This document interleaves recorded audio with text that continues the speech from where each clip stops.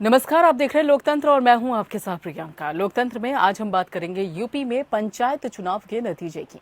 UP में पंचायत चुनाव के नतीजे के बाद बीजेपी को बड़ा झटका लगा। यूपी जनता ने सपा को जीत का ऑक्सीजन देकर 2022 के लिए बूस्टर दिया है, तो वहीं बीजेपी के लिए पंचायत चुनाव ने खतरे की घंटी बजा दी। सपा समर्थकों ने सबसे ज्यादा सीटें जीतकर बीजेपी को सीधे तौर पर चुनौती दी है, यानी कि 300 से ज्यादा विधानसभा सीटें जीतने वाली बीजेपी के लिए काफी मंथन करने की जरूरत है, आत्म मंथन करने की जरूरत है। जिस हिंदुत्व की आंच में बीजेपी वोट बकाते थी, वहीं पर बीजेपी को झटका लगा। जी हां, अयोध्या, मथुरा और काशी में भी बीजेपी को जनता ने झटका दे दिया है। राम मंदिर के नाम पर सियासी फसल काटने वाली बीजेपी को इस बार अयोध्या से भी निराशा ही हाथ लगी। अयोध्या मंदिर का काम जारी है और उसके बाद भी जनता समाजवादी पार्टी के समर्थकों पर विश्वास जता रही है।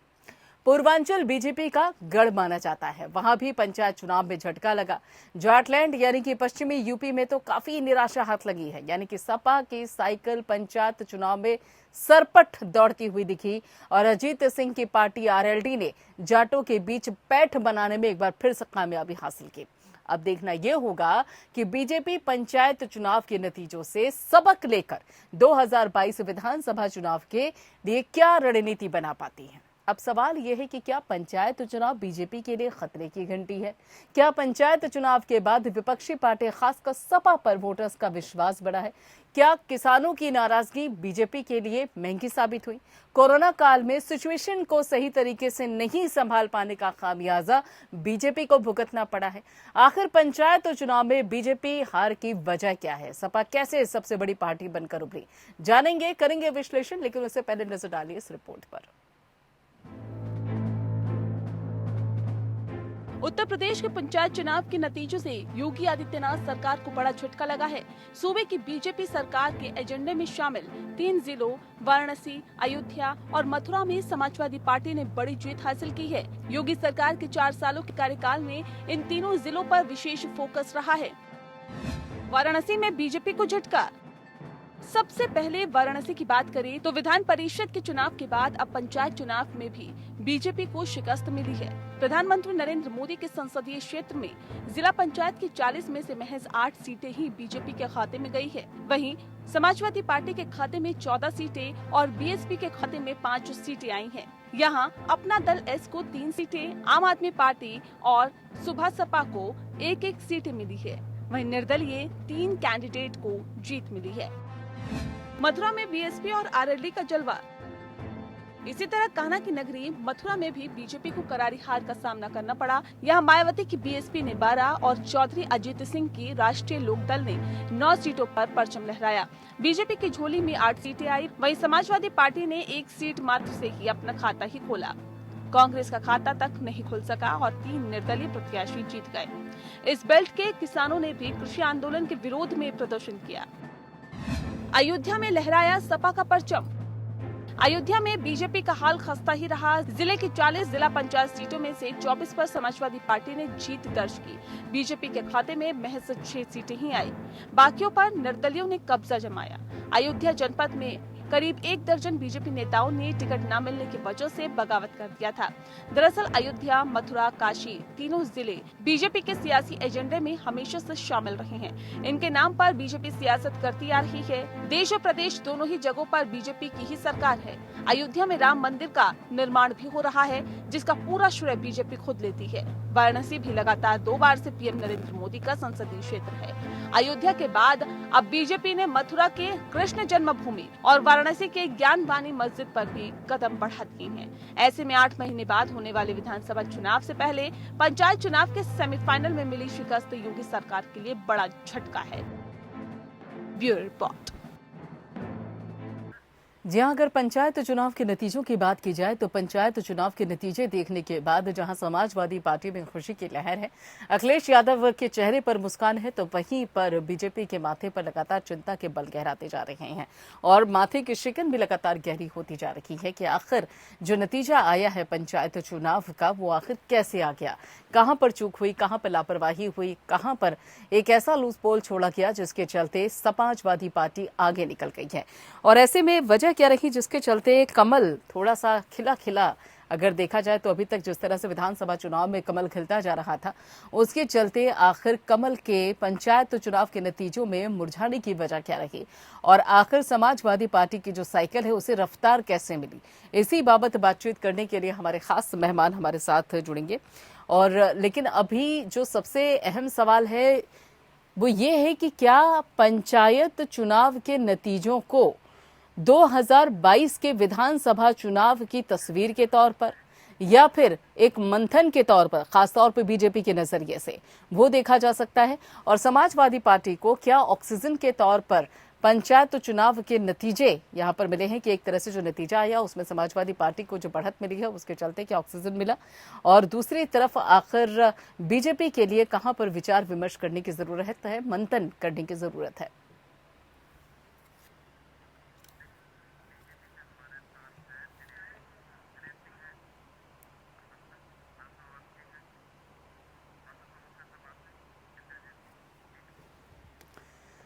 तो आपको बता दें कि पंचायत चुनाव के नतीजे देखने के बाद, सामने आने के बाद एक तरफ जहां सपा खेमे में इस वक्त जश्न है तो वहीं दूसरी तरफ बीजेपी खेमे में कहीं ना कहीं मंथन की जो प्रक्रिया है वो शुरू हो चुकी है।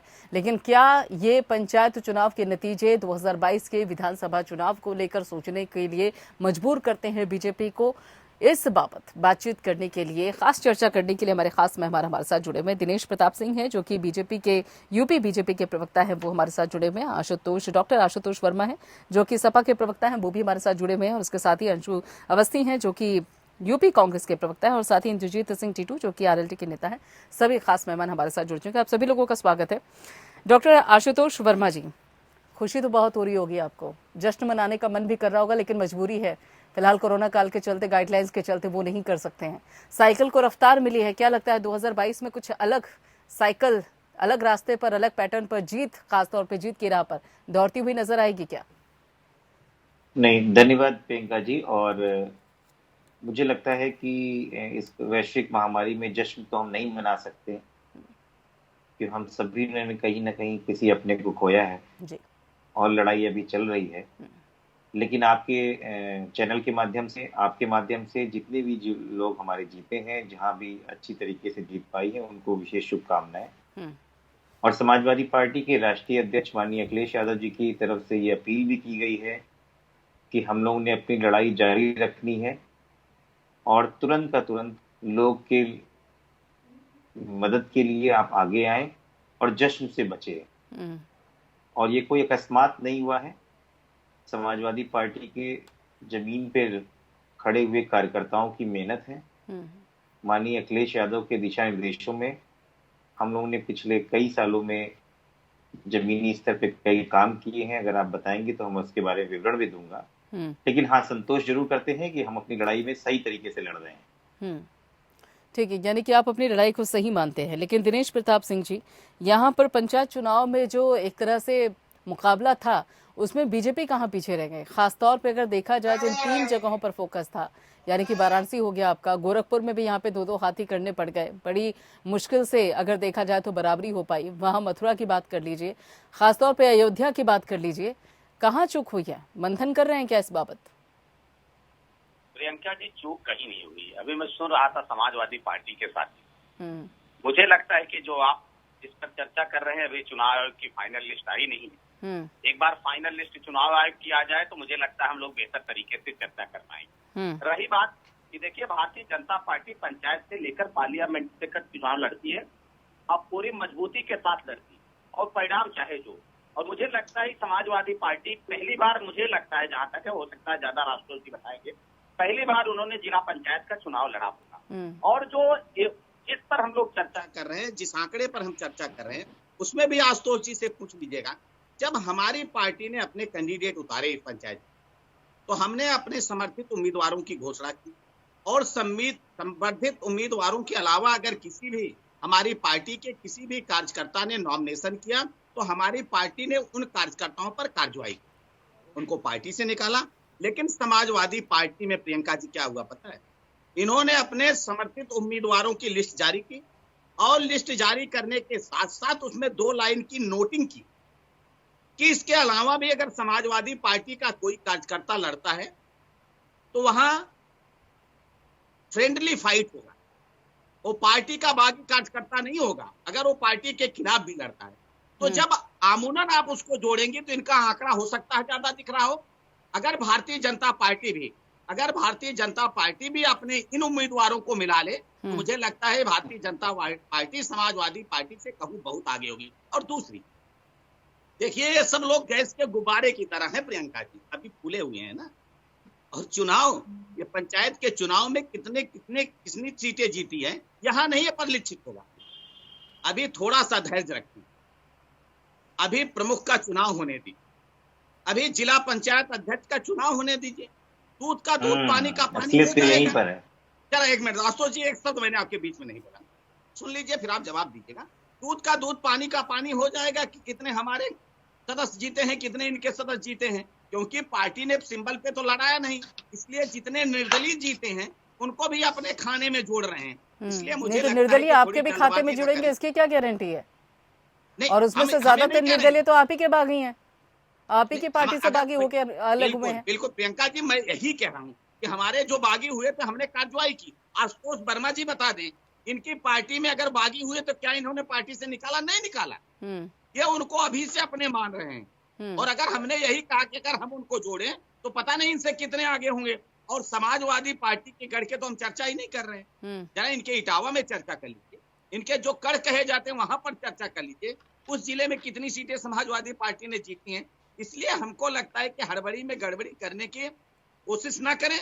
और बाकी तो चुनाव में आप देख ही रहे हैं ना, अभी उनके भी प्रवक्ता बोलेंगे, अभी आप उनसे भी बात करेंगे। यहाँ तो लोग चुनाव में 44 से 0 पर आ जाते हैं, 0 पे आ जाते हैं प्रियंका जी। वो खुशी मनाते हैं, इस बात की खुशी मनाते हैं कि भारतीय जनता पार्टी 3 से 75 ही क्यों पहुंची। चलिए आप पश्चिम बंगाल पहुंच गए, ठीक है, हमको और आना ठीक है। इससे पहले मैं अपने दूसरे मेहमानों के पास जाऊं। हमारे साथियों को चिंता है कि भारतीय जनता पार्टी को और सीटें लानी चाहिए थी। हाँ जरूर, जो आपने कहा कि हम जरूर चिंतन करेंगे, मंथन करेंगे, आगे बढ़ेंगे। हम भी चाहते हैं कि और ज्यादा सीट। चलिए, कभी कहते हैं कि आप जो आंकड़े हैं उस पर भरोसा करने की जरूरत नहीं है, पहले चुनाव आयोग की जो बाकायदा जो नतीजे आंकड़े आएंगे पहले उस पर कीजिए, फिर उसके बाद आप कहते हैं कि चलिए हम मंथन करेंगे। दोनों में से एक चीज हो सकती है ना। चलिए फिलहाल आशुतोष जी जल्दी से। अगर हम कह रहे हैं कि अगर हमारी, एक मिनट नहीं, आपने एक शब्द कह दिया, हम ये नहीं कह रहे, हम ये कह रहे हैं कि निश्चित तौर पर चलिए हवा के रुख को तो समझ ही रहे ना आप। तो कोई भी पार्टी प्रियंका जी वो चुनाव जीतने के लिए लड़ती है ना। और हवा के रुख को तो समझ रहे हैं ना आप। नहीं बिल्कुल प्रियंका जी, मैं कह रहा हूँ कि हर चुनाव में आपको बताइए ना, पार्टी सिर्फ चिंता नहीं करती है, हमारी पार्टी चिंता भी करती है और चिंतन भी करती है, और जो भूल होता है उसको सुधार कर आगे भी बढ़ती है। चलिए, भले ही आप आंकड़ों का इंतजार कर रहे हो, ठीक है, मैंने मान लिया। शादी में अब्दुल्ला दीवाना हो जाए। नहीं, मैंने मान लिया दिनेश जी कि आप अभी सही मायने में जो आंकड़े उसका इंतजार कर रहे होंगे, लेकिन कहीं ना कहीं आप हवा के रुख को भाप गए। आशुतोष जी जल्दी से जवाब दीजिए, उसके बाद मैं अपने दूसरे मेहमानों के पास जाऊंगी। बड़ा आरोप लगाया। धन्यवाद प्रियंका जी, ये दिनेश जी ने बहुत अच्छा मुझे और मौका दिया और मैं बहुत खुश हूं कि आप जैसे प्रवक्ता भारतीय जनता पार्टी में हैं, तो हमारा काम अपने आप में आसान हो जाता है। देखिए प्रियंका जी, जिस तरीके से पार्टी लड़ती है पंचायत चुनाव को आप सबको पता है, और सबकी अपनी रणनीति होती है। समाजवादी पार्टी की अपनी रणनीति है, हमने आपकी रणनीति पे कभी सवाल नहीं उठाया, ये हमारी रणनीति है जमीनी स्तर पे। और हम क्या करें, हमारे पास ज्यादा नेता हैं, आपके पास तो नेता सारा भारतीय जनता समाजवादी पार्टी या बीएसपी के लोग ही आपके पास हैं, या कांग्रेस के टूटे हुए आपके पास तो नेता है नहीं। और आपने तो इटावा की बात करी, लेकिन आपने गोरखपुर की बात करना भूल गए जो मुख्यमंत्री का है, आप बनारस की बात भूल गए जो प्रधानमंत्री का है, आप अयोध्या की बात भूल गए जिसपे आप मंदिर बनवा रहे, जिसमें प्रियंका जी ने अपनी पहली रिपोर्ट में बताया, आप लखनऊ की बात भूल गए जहां हम सब लोग बैठे हुए हैं। तो हमें कोई गलतफहमी नहीं है, हम अपना काम कर रहे हैं और आप जीतो, आपको शुभकामनाएं हैं, निर्दलीय भी आएंगे। और ये जो अहंकार है आपके अंदर कि अध्यक्ष हम बनाएंगे, ये अपने आप में परिलक्षित होता है कि किस तरीके से भारतीय जनता पार्टी जोड़ तोड़ की राजनीति करने के लिए तैयार है, किस तरीके से जिला पंचायत सदस्य को खरीदेगी, ये अपने आप में पूरी उत्तर प्रदेश की सरकार है। ठीक है, अंशु सबका अवस्थी मोह भंग हो चुका है, अब कोई जरूरत नहीं है इस तरह के गुलगुले फुलाने से। चलिए ठीक है, अंशु अवस्थी जी आऊंगी आपके पास, जरा अपने दूसरे मेहमानों की भी एक प्रतिक्रिया ले लें। अंशु अवस्थी जी, बड़ी मेहनत की थी, 2017 में भी हमने देखा बाकायदा सपा के साइकिल पर राहुल गांधी सवार हुए थे। 2019 में हमने देखा कि किस तरह से प्रियंका गांधी मैदान में आई, बाकायदा यहाँ पर जगह जगह वो गई भी और लोगों ने सोचा कि अब कुछ चमत्कार होने वाला है। उसके बाद वहां पर भी हार का ही मुंह देखना पड़ गया। अब पंचायत चुनाव हुए हैं तो देखा जाए तो कुल मिलाकर अभी तक जो आंकड़े बताए जा रहे हैं वो 77 बताए जा रहे हैं। 77 सीटों पर बाकायदा कांग्रेस के पंजा मजबूत हुआ है।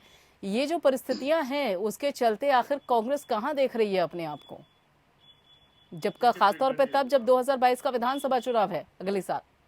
बिल्कुल, देखिए उत्तर प्रदेश में जो पंचायत चुनाव हुए हैं उसमें सबसे पहले मैं आपको बता दूं, जो कांग्रेस समर्थित प्रत्याशी हैं जिला पंचायत के 270 सीटों पर हमारे जिला पंचायत के प्रत्याशी जीते हैं। इसके अलावा 571 सीटों पर हमारे प्रत्याशी रनर रहे हैं और 711 यानी 711 सीटों पर थर्ड रहे हैं। ठीक है। दूसरा जो बात इलेक्शन को लेकर है, देखिए ये जो पंचायत का इलेक्शन है तो अगर आप देखिए तो विपक्ष में अगर किसी ने सबसे ज्यादा गांव को लेकर आवाज उठाई है, सबसे ज्यादा अगर नौजवानों की बात की, किसानों की बात की, ये सारे लोग गांव से जुड़े हुए हैं और पंचायत चुनाव 95% गांव से जुड़ा हुआ है। तो आप जितनी भी विषयों को देखेंगे वो श्रीमती प्रियंका गांधी जी ने, कांग्रेस पार्टी ने लगातार उठाए और उसका परिणाम है कि कांग्रेस को लोगों ने समर्थन दिया, ये पहली बात। दूसरा, पंचायत चुनाव ये संदेश है सभी के लिए, विपक्ष के लिए भी और पक्ष के लिए, क्योंकि अगर आप इसको सकारात्मक देखें तो निश्चित तौर से ये हमारे लिए मानता हूं कि हमारी जीत है और जहां पे हम रनर रह गए, जहां विनर रह गए, उनको हम और दुरुस्त करेंगे 2022 के लिए। दूसरा, जो दिनेश जी कह रहे थे तो उनको बिल्कुल इसको लेकर अहंकार करने की जरूरत नहीं है, इसलिए कि 2017 में इससे पहले जो सरकार थी उनके जिला पंचायत अध्यक्ष 60 थे उत्तर प्रदेश में, यानी 80 में 60, और जनता ने क्या किया कि उनको विधानसभा चुनाव हरा दिया। तो सवाल ये है कि आपको जो जनता का जनादेश मिल रहा है उसे सुधार करिए, उसमें जो कमियां हैं वो हम अपनी बात करें, हम सुधार करेंगे। और अहंकार की जो बात है तो अहंकार पिछली बार भी 60 सीटों पर जिला पंचायत अध्यक्ष पिछली पार्टी के थे और जनता ने उनको पराजित करके भारतीय जनता पार्टी को मौका दिया था। अब अगर इनको अहंकार हो रहा है तो इनको भी जनता 2022 में जवाब देगी। लेकिन ये बात जरूर है कि कांग्रेस पार्टी ने जो संगठन को लेकर न्याय पंचायत स्तर पे, ग्राम पंचायत पे काम किया है, श्रीमती प्रियंका गांधी जी लगातार उत्तर प्रदेश के संगठन को मजबूत करने में लगी हुई हैं और जो उत्तर प्रदेश की मौजूद सवाल हैं उन पर आवाज उठा रही हैं। तो उसका परिणाम है कि उत्तर प्रदेश की जनता ने पंचायत चुनाव में हमें भारी समर्थन दिया है और जहां पर हम रनर रहे, विनर रहे, वहां हम और अपने आप को मजबूत करेंगे। 2022 में उत्तर प्रदेश में श्रीमती प्रियंका गांधी जी के नेतृत्व में कांग्रेस की पार्टी उत्तर प्रदेश के लोग चाहते हैं कि सरकार में आए, क्योंकि सभी दलों को देख लिया। सबसे ज्यादा उम्मीदें भारतीय जनता पार्टी से थी और सबसे ज्यादा लोग उसी से निराश हुए। आप देखिए कि कोरोना की महामारी में जिस तरीके की अव्यवस्था है, क्यों? क्योंकि उत्तर प्रदेश के मुख्यमंत्री बने तो उत्तर प्रदेश के लिए थे, लेकिन वो काम कहाँ कर रहे हैं? कभी कर्नाटक में प्रचार कर रहे हैं, कभी असम में कर रहे हैं, कभी झारखंड में कर रहे हैं। तो आप उत्तर प्रदेश के मुख्यमंत्री पद का भी दायित्व निर्वहन करते तो बहुत अच्छा था, लेकिन आपने उत्तर प्रदेश के लोगों को उनके हाल पर छोड़ दिया है। मैं अभी भी आपके माध्यम से भी अनुरोध करूंगा कि अब पंचायत चुनाव हो गया है, कांग्रेस पार्टी मांग करती है कि पूर्ण लॉकडाउन लगाने की जरूरत है। आप आंशिक लॉकडाउन लगाकर उत्तर प्रदेश के लोगों की जान खतरे में मत डालिए। ठीक है। इंद्रजीत सिंह जी, देखा जाए तो आरएलडी के लिए भी कुछ हद तक यहाँ पर उम्मीद की जरूरत है, क्योंकि कहीं ना कहीं जो किसान आंदोलन में पहुंचे, आरएलडी को जिस तरह से समर्थन मिला किसानों को, उसके चलते अगर आरएलडी के लिए किसानों ने, गांव के लोगों ने, बकायदा वहां के जो किसान हैं उन्होंने बकायदा भरोसा जताया है, ये साफ तौर पे देखने को भी मिला। लेकिन क्या इन पंचायत चुनाव के नतीजे के बलबूते पर अब 2022 के विधानसभा चुनाव में खुद को रेस में देख पा रहे हैं क्या? प्रियंका जी नमस्कार। मुझे उम्मीद है, जैसे आपने बाकी प्रवक्ताओं को बड़ा खुला समय दिया है, उम्मीद है मेरी को भी अपनी बात कहने का हक जरूर अदा करेंगे। बिल्कुल बिल्कुल बताइए। मैं इसमें ये कहना चाह रहा हूँ प्रियंका जी कि किसान आज जो इस तरीके से जिन हालात में अभी भी बॉर्डर्स पे बैठा हुआ है और हालात देख रहे हो कि हमारा जो देश का अन्नदाता है वो किस तरीके से इतनी जान गंवाने के बाद भी उसके ऊपर किसी की निगाह नहीं है। महामारी में किसी तरीके से जाने जा रही हैं। किस आशा और उम्मीद के साथ केंद्र और प्रदेश की सरकार को चुना गया था? क्या इसी समय के लिए चुना गया था कि सिलेंडर कंधे पे रखकर गली गली कूचे कूचे घूमना पड़ेगा? पहले नोटबंदी को लेकर, फिर जीएसटी को लेकर, अब सिलेंडर कंधे पे है और बेजान मौतें हो रही हैं। कहाँ सरकार सोई हुई है? देखिए, ये जब वोट आती है, जनता के पास एक ही ऐसा ही हक है कि जनता आपको एहसास कराती है कि आप मेरे साथ क्या कर रहे हैं और आपके साथ मैंने क्या करा था। झोली भरकर केंद्र और प्रदेश की सरकार को झोली भरकर वोट दी थी। तो ये सब चीजें सामने आज नहीं, कल 2 दिन बाद 4 दिन बाद सामने आती हैं कि जनता जवाब दे रही है, इनको घर वापस लौटना पड़ेगा। और आज अगर हमारे देश, जब हम लॉकडाउन में घर बैठे हैं तो हमारा पेट कौन भर रहा है? आम गरीब आदमी का पेट कौन भर रहा है?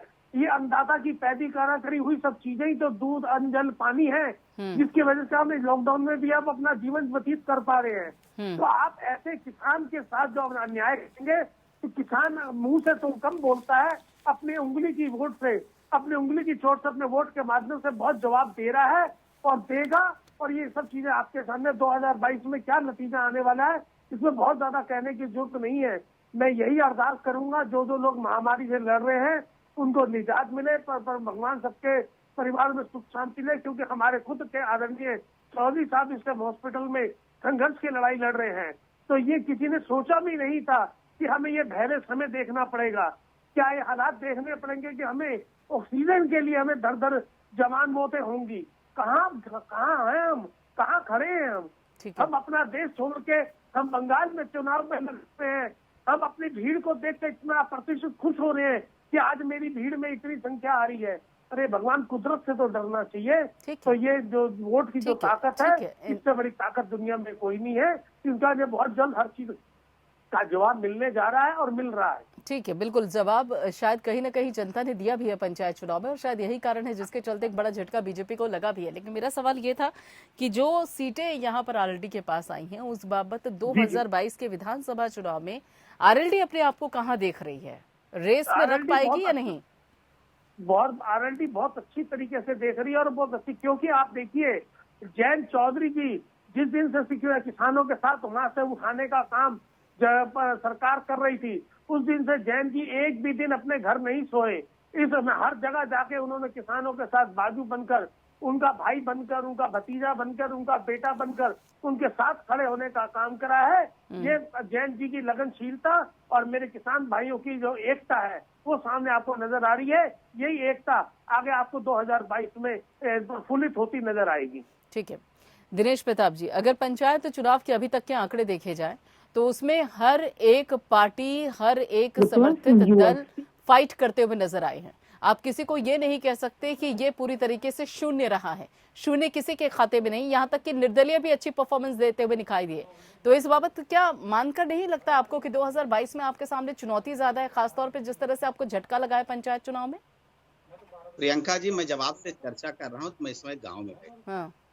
पंचायत का चुनाव, मुझे लगता है जितने हमारे यहाँ प्रवक्ता बैठे हैं या नेता बैठे हैं उसको सबको पता है कि पंचायत का चुनाव कैसे होता है, किन मुद्दों पर लड़ा जाता है, एक एक वोट कैसे, एक एक वोट की कितनी वैल्यू होती है। वोट की वैल्यू तो सभी चुनाव में होती है, लेकिन पंचायत चुनाव जो होता है कि अगर आप जाइए तो एक परिवार में बैठ जाइए, दूसरे के यहाँ मत जाइए, तो कहते हैं कि ले लीजिए। एक परिवार में 4 लोग हैं तो कैसे एक एक वोट की चिंता होती है और किन मुद्दों पर लड़ा जाता है।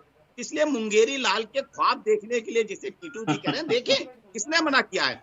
ये तो लोकसभा के चुनाव में भी इन्होंने देखा था और विधानसभा के चुनाव में भी उन्होंने देखा है। और यही सत्ता में थे, कांग्रेस पार्टी का जब शासन था तो उनके साथ सरकार में थे, मंत्री थे। क्या किसानों के लिए उन्होंने किया था? स्वामीनाथन की रिपोर्ट को दबाकर बैठे हुए थे, लागू नहीं कर पाए। किसानों के गन्ने के भुगतान का मूल्य का भुगतान तो कर नहीं पाए। यही लोग थे जब सत्ता में थे, चाहे समाजवादी पार्टी हो चाहे कांग्रेस पार्टी। मैं याद दिलाना जरा, एक मिनट, जरा बीच में नहीं बोलता हूँ, क्षमा करिएगा, सुन लीजिए। आप बोल लीजिएगा, मैं बीच में बोलूंगा, आप बोल नहीं पाएंगे। आपके पास आप अपनी बात रखिए, बोल नहीं पाएंगे आपके पास। ठीक है, अच्छी चर्चा हो रही, लोग अपने अपने समय पर बोले। मैं कह रहा हूँ यही लोग थे ना, जब किसान खाद के लिए जाता था तो लाठियां पड़ती थी, हेड से टेल तक पानी पहुंचता नहीं था, बिजली आने की कोई व्यवस्था नहीं थी। आज किसान कर रहा है। एक बात और मैं प्रियंका जी कि सारे लोग अपनी चर्चा में वैश्विक महामारी की चर्चा से बात करें। अभी जरा अंशु अवस्थी जी, तरीका मौका मिलेगा आपको। अंशु अवस्थी जी, बात पूरी कर लेने दीजिए, मेरे पास भी उनके लिए कुछ सवाल है। आपने भी चर्चा किया कि वैश्विक महामारी में संपूर्ण लॉकडाउन की बात करनी चाहिए, ये अंशु अवस्थी जी कर रहे हैं। अंशु अवस्थी जी, आपके जिन राज्यों में सरकारें किसने मना किया है? करिए ना संपूर्ण लॉकडाउन। किसी ने मना किया? किसी ने आपको रोका है क्या? करिए। और दूसरी चीज, अभी सपा के हमारे साथी वर्मा जी कह रहे थे, ये भी वैश्विक महामारी की चर्चा करे थे। ये भूल जाते हैं, इनके नेता प्रेस करके प्रियंका जी कहते हैं कि जब वैक्सीन आई, ये भाजपा की वैक्सीन हम नहीं लगवाएंगे, शर्म नहीं आती है। अरे आपके जो नेता कहते हैं, हमारे जो नेता कहते हैं लाखों और करोड़ों मुझे तो लोगों आपकी राजनीतिक क्षमता पे सुन लीजिए दिनेश प्रताप जी, एक बात बताइए, क्या हो जाता है एक मिनट रुक जाइए आशुतोष जी, क्या बोल एक मिनट रुकिए आशुतोष जी, आऊंगी भी आपके पास, आऊंगे अभी आपके पास आशुतोष पूरे जी। देश को तो पूरे उत्तर प्रदेश को ठीक है, परेशान ठीक बना है, दिया। एक मिनट रुकिए, एक मिनट रुकिए, कैसी बातें कर रहे हैं? ठीक है, एक मिनट आपको रुकिए शर्म आशुतोष आनी जी, चाहिए। एक आज मिनट रुक जनता जाइए आपके खिलाफ खड़ी हुई है और आप इस तरह की बातें कर रहे हैं। सुनो जब मैं आशुतोष जी, एक मिनट रुकिए ना, आऊंगी आपके पास भी। एक बात बताइए दिनेश मैं प्रताप कह रहा सिंह जी, हूं, समाजवादी पार्टी के नेता थे अखिलेश यादव जिसकी ठीक है, चर्चा ठीक करें है, ना, वही कह रहे आप थे ना। विपक्ष पर आरोप लगा रहे, और ठीक है, अब अंशु जरा मेरी अवस्थी जी बात, जरा बता दें इनके नेता 45 प्लस है, कब इंजेक्शन लगवाए बता दें। राहुल गांधी कब इंजेक्शन लगवाए बता ठीक देना। है, ठीक है, रुक जाइए अंशु अवस्थी जी, मैं जवाब हाँ, ठीक है, एक मिनट रुकिए आशुतोष जी, अंशु अवस्थी जी, हाँ कब लगवाए जरा राहुल रुक जाइए दिनेश जी, आपकी बात आगे, जरा अंशु अवस्थी को भी सुन लीजिए। दिनेश जी बहुत ही वरिष्ठ प्रवक्ता है और बड़े सीनियर लीडर है। उनकी जिस तरीके की शब्दावली है, मैं तो मानता हूं कि उनकी शब्दावली इस तरीके की होना ये दर्शाता है कि जो पंचायत चुनाव में जो परिणाम आए हैं भारतीय जनता पार्टी को लोगों ने नकारा है, उसका कारण है तो सर पे आपको भी नहीं बिठाया, सर पर कांग्रेस को भी नहीं बिठाया अंशु अवस्थी जी, वो भी देखिए। बिल्कुल प्रियंका जी अब रुक जाइए दिनेश जी, अब उनकी भी सुन लीजिए प्लीज, दिनेश जी रुकिए, अब बात सुनिए पहले, हाँ अंशु अवस्थी जी बात पूरी कीजिए। देखिए हमारा जनता ने, हमने मेहनत की, हमने जनता के सवाल उठाए, लड़ाई लड़ी, हमको जनता ने आशीर्वाद दिया है। हमने पहले ही स्वीकार किया कि 270 सीटों पर हम विजयी रहे हैं और 711 सीटों पर रनर रहे। आगे हम और मेहनत करेंगे। लेकिन दिनेश जी की जो शब्दावली है उससे तो कहीं ना कहीं मुझे ये दिखता है कि उनकी नाराजगी जनता के प्रति है, क्योंकि जो भी इनसे सवाल कर दे, जो इनको वोट ना दे, उसको ये देशद्रोही बता देते हैं। अरे लोग अब आपकी बातों से, आपके भाषणों से पक चुके हैं, आपके नेताओं। नहीं, हमको बताइए ना राहुल गांधी जी इंजेक्शन कब लगवाया? लोग अब कह रहे हैं, इसकी जनता लोग अब कह रहे हैं कि उत्तर प्रदेश में न्यूज के माध्यम से सुन लेंगे। प्रियंका जी बता दें में। दिनेश जी मैं तो सुन रहा था आपको, नहीं मैं एक बहुत इम्पोर्टेंट सवाल है अंशु जी, इम्पोर्टेंट बात है ना, राहुल गांधी ने टीका कब लगवाया वो बता दीजिए, इसकी जनता जान जाए ना। देखिए आप राहुल गांधी के भी आगे दिनेश सुन लेने दीजिए। आपको राहुल गांधी जी की बता रहे हैं, आपको इसके लिए शुक्रिया। मैं जानकारी के लिए बता दूं, श्री राहुल गांधी जी ने, श्रीमती सोनिया गांधी जी ने, सभी ने सर गंगाराम हॉस्पिटल में वैक्सीनेशन कराया, डॉक्टर मनमोहन सिंह जी ने एम्स में कराया। नहीं राहुल गांधी ने कब लगवाया? अरे ये नई जानकारी आप दे रहे हैं, कब लगवाया? मैं इसीलिए ये तो ब्रेकिंग न्यूज है। आप सीनियर, अरे ब्रेकिंग न्यूज है प्रियंका जी, अपनी सरकार से बात करिए, अपनी प्रियंका जी ब्रेकिंग न्यूज है। वो उत्तर प्रदेश, तो सही सुन भी तो लीजिए, ठीक है, ब्रेकिंग न्यूज है, ब्रेकिंग न्यूज है, ठीक है, ठीक है। आज तक किसी प्रवक्ता ने नहीं बताया, वैक्सीन कब लगवाया कब नहीं लगवाया एक अलग विषय है। देखिए दिनेश जी, अरे इतनी बड़ी बात है राहुल गांधी, अरे कैसी बात आप कर रहे हैं दिनेश जी? दिनेश जी गंगाराम में लगवाया, राहुल गांधी पे फोकस कर रहे हैं कि उन्होंने वैक्सीन लगा ली, अभी उत्तर प्रदेश की कितनी जनता को वैक्सीन लगी उस बारे में भी सोचिएगा क्या? सोचेंगे भाई, मेरा यही सवाल। राहुल गांधी वैक्सीन लगा नहीं लगाए, सक्षम इंसान है, लगा लेंगे, लेकिन जो उत्तर प्रदेश की जनता है जो कि वैक्सीन के लिए तरस रही है, लाइन में खड़ी रहती है, फिर भी इनको वैक्सीन नहीं लगती, उनके बारे में भी सोचिएगा। आप कांग्रेस के प्रवक्ता झूठ नहीं, अच्छा ठीक है, क्यों रुक जाइए पहले, ठीक है रुकिए, सही खबर दे रहे हैं, बताइए। ठीक है, हम उसकी पुष्टि करवा लेंगे, उसकी पुष्टि हम करवा लेंगे, उसकी पुष्टि करवा लेंगे, ठीक है। अंशु अवस्थी जल्दी से बात पूरी कीजिए, मुझे बताया गया कि आपको जाना भी है। में खत्म कर रहा हूँ। देखिए मैं इसीलिए कह रहा हूँ कि ये जो इनका फ्रस्ट्रेशन है वो इसीलिए है, और लोगों ने देख लिया 4 साल प्रियंका जी बहुत होता है किसी भी सरकार के लिए, यानी इनकी विदाई का समय आ चुका है, और जनादेश में ये बात इशारा जनता ने कर दिया है। अब उत्तर प्रदेश के जो मुख्यमंत्री हैं वो उत्तर प्रदेश के लिए पूरी तरीके से निरर्थक साबित हुए। मतलब आप समझ सकती हैं कि उनको कोई भी सेंस नहीं है। इतने अनुभवहीन आदमी को भारतीय जनता पार्टी ने उत्तर प्रदेश का मुख्यमंत्री बना दिया, ना तो वो अपराध रोक पाए। ठीक है अंशु अवस्थी जी, बात बताइए, ठीक है, सत्ता पक्ष पर आरोप लगाना बड़ा आसान होता है, सत्ता पक्ष पर आरोप लगाना बहुत आसान होता है, मुख्यमंत्री अपनी तरफ से मेहनत कर रहे हो तो उस पर सवाल उठाने भी आसान होते हैं। मुझे ये बताइए 2022 में क्या कांग्रेस अपने बलबूते पर चुनाव लड़ेगी? 2022 में पंचायत चुनाव, आपने कहा कि पंचायत चुनाव में आशीर्वाद दिया है जनता ने, तो 2022 में अपने बलबूते पे आएगी या साइकिल पर सवार होगी या हाथी के साथ आएगी?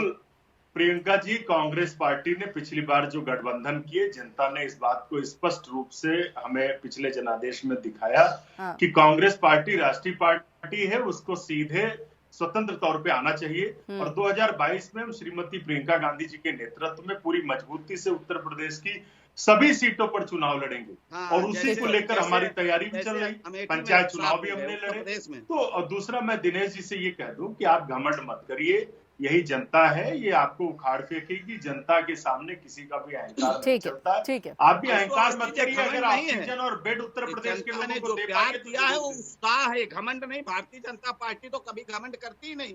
अंशु जी, हम घमंड नहीं करते हैं, हम उत्साहित हो सकते हैं।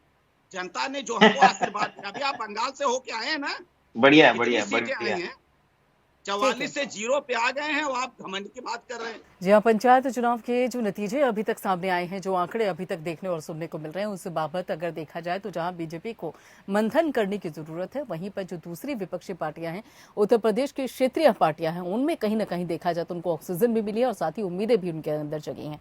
लेकिन उस बाबत चुनौती कड़ी रहने वाली है, क्योंकि अभी समय है विधानसभा चुनाव में, कुछ महीनों का समय तो है ही।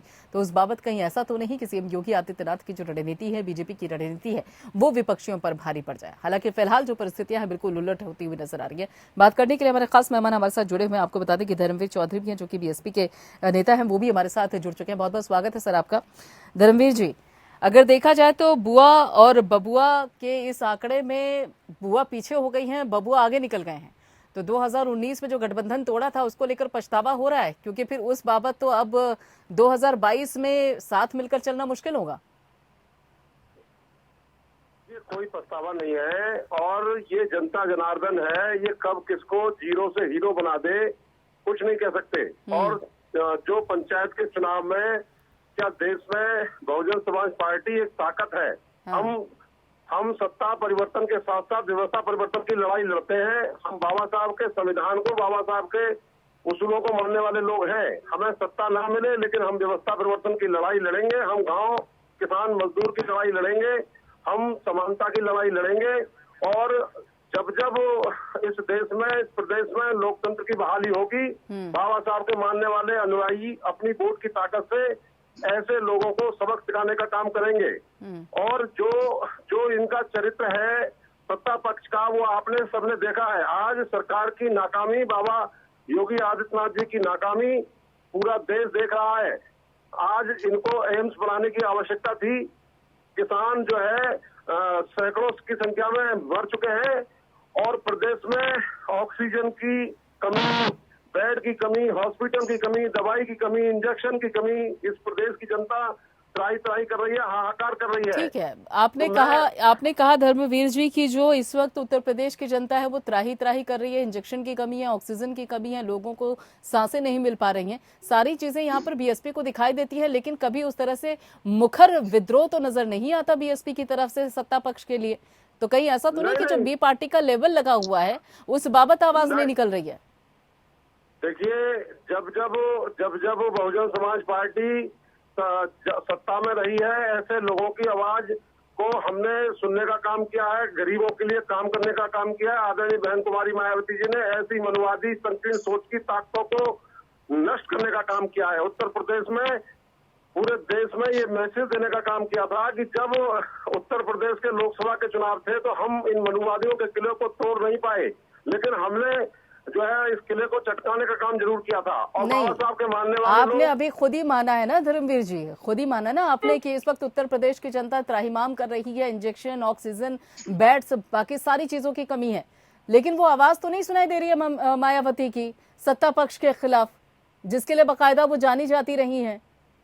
पक्ष में तो कोई दबाव है क्या सत्ता पक्ष का, जिसके चलते खुलकर कुछ कह नहीं पा रही हैं? नहीं, क्यों नहीं कह पा रही है? मैं बहुजन समाज पार्टी का ही कार्यकर्ता तो बोल रहा हूँ। और कैसे बोला जाएगा? मैं खुद बहुजन समाज पार्टी का, आदरणीय बहन जी का कार्यकर्ता बोल रहा हूँ। तो ट्वीट के जरिए ही होगी क्या? ट्वीट के जरिए ही दबाव बनाया जाएगा क्या? नहीं, हम लोग समय समय पर, आपको जानकारी नहीं है, बहुजन समाज पार्टी के कैडर कैंप, जनता में जागरूकता का कार्यक्रम, जनता का साथ देने का कार्यक्रम हम समय समय पर सुचारू रूप से कराते रहते हैं। और उसके बावजूद भी सपा आगे निकलती है, रिपोर्टिंग नहीं, उसके बावजूद भी सपा आगे है। तो बहुजन समाज पार्टी की गलती नहीं है। और बहुजन समाज पार्टी हमेशा, फिर मैं दोबारा कह रहा हूँ, जिनको सत्ता चाहिए वो सत्ता के लिए लड़ाई लड़ते हैं। हम 2000 साल की जो व्यवस्था परिवर्तन की लड़ाई है, बाबा साहब के मानने वाले, तो फिलहाल की व्यवस्था परिवर्तन के लिए क्या कर रही है बसपा? फिलहाल की व्यवस्था परिवर्तन के लिए क्या कर रही है बीएसपी? और अगर कर रही है तो उसका नतीजा क्यों नहीं आ रहा है? हम लोग इन मनुवादी शक्तियों को हराने के लिए, और फिर मैं आपसे दोबारा कह रहा हूँ मैडम, आप ध्यान कर सुन लीजिएगा, जब जब चुनाव आएंगे हम पूरी ताकत से उन शक्तियों को हराने का काम करेंगे जो गांव गरीब की बात को इग्नोर करते हैं, जो उनको सुनते नहीं है। ठीक है। बहुजन समाज पार्टी हमेशा से इन गरीबों की लड़ाई लड़ती आई है और भविष्य में लड़ती रहेगी। ठीक है, चलिए, ओके। यहाँ पे एक बात बताइए आशुतोष जी, एक बात बताइए, एक चीज तो आप दिनेश जी की भी मानेंगे कि उन्होंने जो कहा कि देखिए सपा के गढ़ में बीजेपी ने कमाल तो करके दिखाया है। अब देखिए बदायूं का ही जिक्र कर लीजिए, वहां पे भी बाकायदा इस वक्त बीजेपी की जो सीटें हैं वो ज्यादा है। तो ये आपको लगता नहीं कि चिंता की विषय है कि आखिर ठीक है आप दूसरी जगहों पर तो मेहनत कर रहे हैं लेकिन पहले अपने गढ़ को संभालिए? नहीं, ये प्रियंका बिल्कुल। आशुतोष जी, आवाज मिल रही है आपको? मुझे लगता है कि अगर हम पूरे उत्तर प्रदेश की बात करें तो बनारस जो देश है वहां पे 15 और 7 सीटें गोरखपुर जो कि सीएम का बीजेपी जीतती है और समाज मतलब नेक टू नेक फाइट है। तो सीएम आते हैं वहां पार्टी 27 सीटें जीतती है, 14 सीटें लखनऊ में जहां पे। ठीक है, आपकी आवाज ठीक से नहीं आ पा रही है डॉक्टर आशुतोष जी। इंद्रजीत जी। प्रियंका जी, मैं ये कहना ये चाह रहा हूँ, आप एक बहुत सीनियर पत्रकार हैं और चुनाव की, विधानसभा चुनाव की उल्टी गिनती चालू हो चुकी है। आप जिस तरीके से मेरा किसान भाई, मेरा सिख भाई, मेरी बिरादरी जिस तरीके से रोड पे खड़े होकर ऑक्सीजनों के सिलेंडर के लंगर लगा रखे हैं, हम जो 26 जनवरी के हादसे के बाद हमको उग्रवादी, खालिस्तानी और बाहर से एड, ये सब चीजें, क्या ये जनता, ये मेरा किसान भाई, ये आम व्यापारी, क्या इन सब चीजों को भूल जाएगा? आप क्या अनभिज्ञ हैं?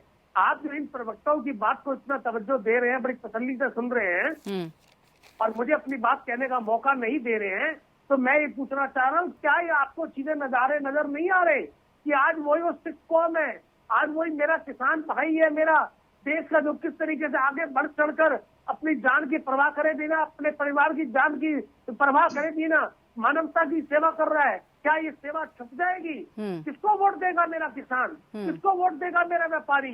किसको वोट देगा मेरा गरीब आदमी, जिस इस कोरोना काल में आगे बढ़कर अपनी जान की बाजी लगाकर हर मानवता को बचाने का काम करा है? इसका जवाब 2022 में बहुत जल्द आपके सामने आएगा। आप भी यही रहोगे, मैं आपके साथ आपके टीवी पे फिर बैठूंगा, फिर आपसे बात करूंगा कि मानवता बचानी चाहिए, मानवता पहले है। ये रैलियां, ये भाषणबाजियां, ये सब चीजें, आडंबर सब खत्म हो जाएंगे। कुदरत की लाठी में आवाज नहीं होती है प्रियंका मैडम। ये आज दुनिया देख रही है किस तरीके से हॉस्पिटलों के बाहर लाइन लगनी पड़ी है, को उठाने को राजी नहीं है, को ऑक्सीजन लगाने को राजी नहीं है, इंजेक्शनों की कालाबाजारी हो रही है। आप सब देख रहे हैं क्या चीज इस जनता से छुप गई है, जो चीज दूसरों को बताना पड़ेगा। बहुत ज्यादा लंबे समय होता तो हो सकता है बीच में कोई और मुद्दा आ गया होता। अब बहुत ज्यादा समय नहीं बचा है, बहुत जल्द जनता जिस ताकत के साथ उनको चुना था उसी ताकत से इन्हें घर पहुंचाने का काम करेगी। ठीक है, आपकी बात उम्मीद है कि पूरी हो गई होगी इंद्रजीत जी। ठीक है, बिल्कुल सही बात कही आपने कि किसान देख रहे हैं, सुन रहे हैं, बिल्कुल समझ रहे हैं।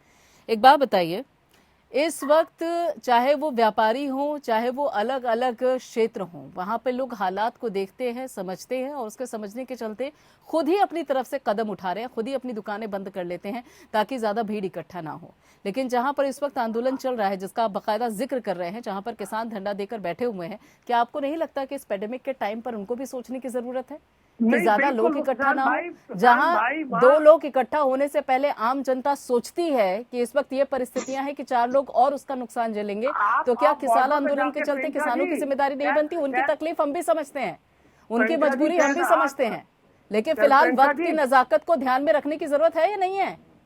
प्रियंका जी, आप शायद अनभिज्ञ हैं। आप बॉर्डरों पे हालात जाके देखिए, वहाँ सैनिटाइज हो रहा है दिन रात, और मानवता की सेवा के लिए जो भी निकलता हुआ मरीज को लेकर आता जाता देखता है।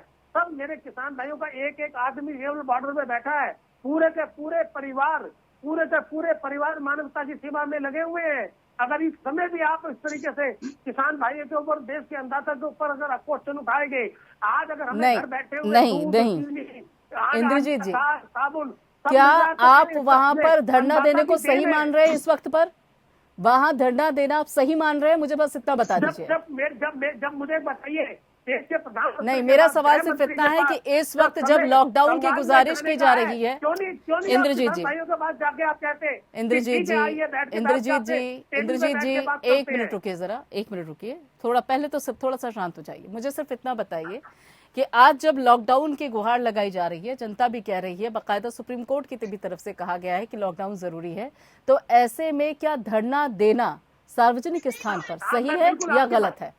मैं आपकी बात का जवाब देता हूँ। मैं एक ही मांग करता हूँ सरकार से, अपनी झोली फैलाकर पूरे किसान भाइयों के, पूरे समाज के, पूरे भारत के एक एक नागरिक की तरफ से कि इस टाइम प्रधानमंत्री जी को ऐलान करना चाहिए कि जब तक ये देश में महामारी खत्म नहीं हो जाती और जब तक इसका कोई संशोधन नहीं निकल जाता, जब तक ये कानून लागू नहीं होगा, और किसान भैया आप घर जाइए, आपके साथ अन्याय जो 18 महीने का समय रखा गया है उसकी लिमिट खत्म करी जाए और किसान भाई से ये कह के घर भेजा जाए कि आप जाइए, आप अपने परिवार की भी रक्षा करिए, अपना रक्षा करिए, आप चिंता मत करिए, कानून जब तक लागू नहीं होगा, जब तक हमारे किसान भाइयों से सहमति नहीं हो जाएगी।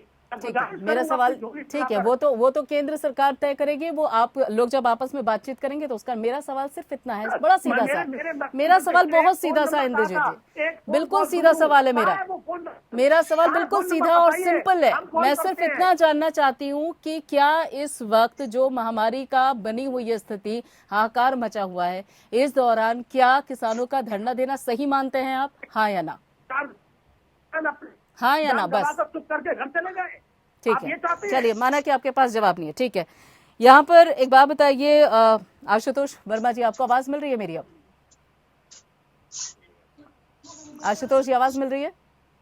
बिल्कुल आवाज। ठीक है, मेरा सवाल ये था कि जिस तरह से आप कह रहे हैं कि चाहे वो वाराणसी हो, अयोध्या हो या फिर गोरखपुर हो, बाकायदा पूरा मुकाबला दिया है आपने, लेकिन अपने गढ़ को कैसे संभालिएगा? वहां पर तो बीजेपी की बढ़त हुई।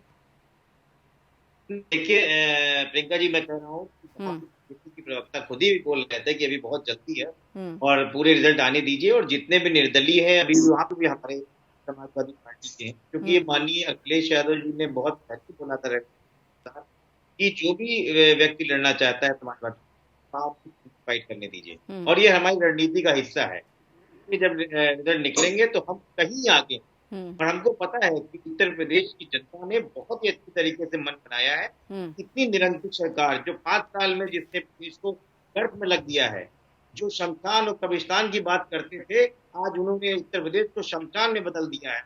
वैसे लोग, और मुझे बड़ी हंसी आती है, प्रवक्ता आज भी बोल रहे हैं 30,000 केस रोज आ रहे हैं, टीम 9 आ रही है, टीम 11 आ रही है, पूरी तरीके से ध्वस्त है व्यवस्था, लोग मर रहे हैं, ऑक्सीजन के लिए मर रहे हैं, आप सब लोग देख रहे हैं।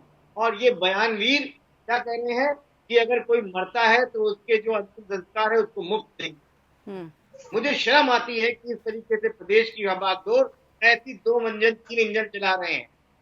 आपको जान के बहुत आश्चर्य होगा, आज दिन डीआरडीओ ने जो अस्पताल स्टार्ट किया है, माननीय राजनाथ सिंह ने जो स्टार्ट किया है, जिसमें योगी जी खुद गए थे, उसमें आज भी एडमिशन के लिए लोग गए और वापस कर दिए गए। ये बयानवीर लोग हैं, ये खाली जो है बड़ी बड़ी बयान देते हैं।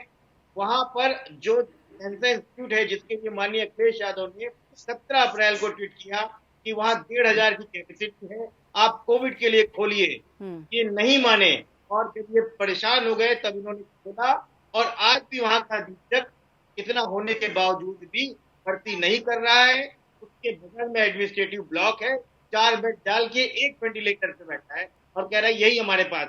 ठीक है, आपके पास कोई प्रिस्क्रिप्शन नहीं है, कोई विजन नहीं है। उनका विजन सिर्फ टेलीविजन है।